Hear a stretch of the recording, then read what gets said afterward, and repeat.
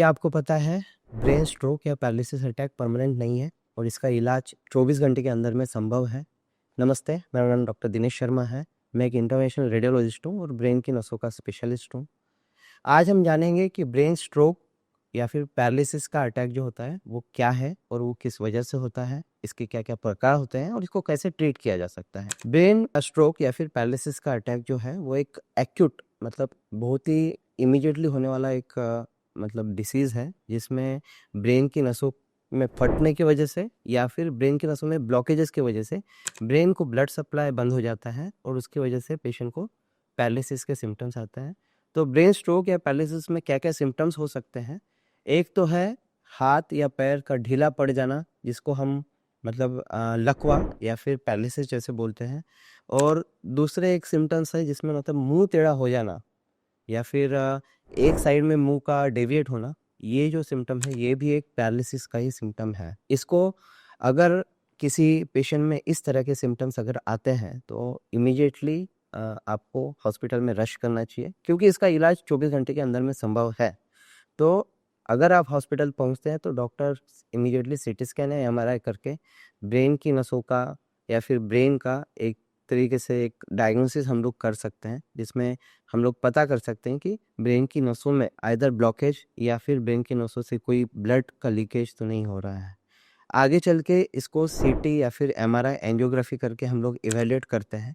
अगर इसमें ब्रेन की नसों में ब्लॉकेज है, जिसको हम लोग इश्चेमिक स्ट्रोक ऐसा बोलते हैं, जिसमें ब्रेन की नसों से ब्लड सप्लाई जो है वो बंद हो जाता है और इसकी वजह से ब्रेन में डैमेज होना चालू हो जाता है। तो इसमें ऐसा बोला जाता है कि हर मिनट में 10 लाख न्यूरॉन तक डैमेज होने लगते हैं। तो इस तरीके से ये जो इश्चेमिक स्ट्रोक है या फिर ये जो ब्रेन की नसों का ब्लॉकेज है, ये इमीडिएटली ब्रेन की नसों में डेथ जो है वो चालू हो जाती है और उसकी वजह से जो पैरालिसिस है वो धीरे धीरे परमानेंट होने लगता है। तो अगर इसको हम 24 घंटे के अंदर में डायग्नोस या फिर उसको पता कर लेते कि कहाँ पे ब्लॉकेज है, तो हम इसको आगे चल के इसका ट्रीटमेंट भी संभव है।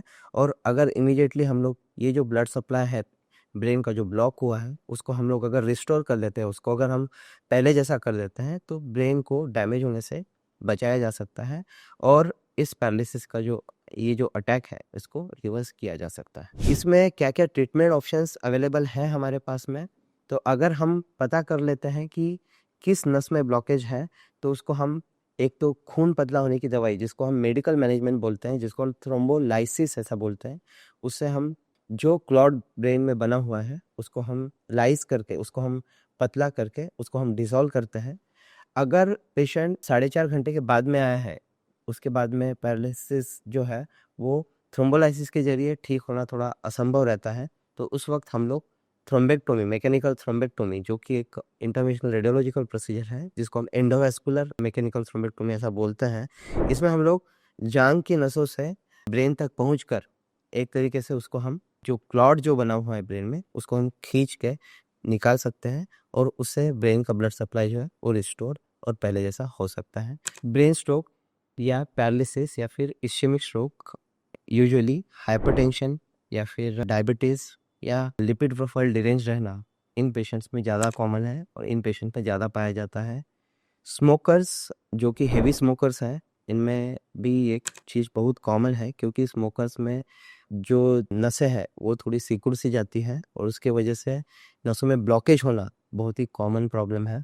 तो इन सब चीज़ों को आप अवॉइड कीजिए। अगर आप बीपी के पेशेंट्स हैं, अगर आप हाइपरटेंसिव पेशेंट हैं, तो आपने बीपी को अंडर कंट्रोल रखना चाहिए। अगर आप डायबिटीज़ के पेशेंट हैं तो आपने रेगुलर शुगर चेकअप करना चाहिए और शुगर को अंडर कंट्रोल रखना चाहिए।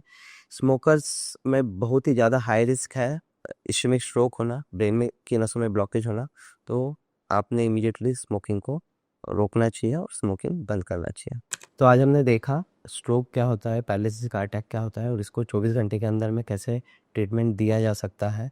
तो अगर इस तरह के पेशेंट्स कोई आपके रोज़मर्रा की ज़िंदगी में अगर आप देखते हैं, तो उन्हें इमीडिएटली एक मेडिकल एडवाइस सीख करने के लिए बोलिए और इस वीडियो को उन तक पहुंचाइए। इस तरह के वीडियो के लिए आप हमारे चैनल को सब्सक्राइब कीजिए और बेल आइकन ज़रूर दबाइए। धन्यवाद।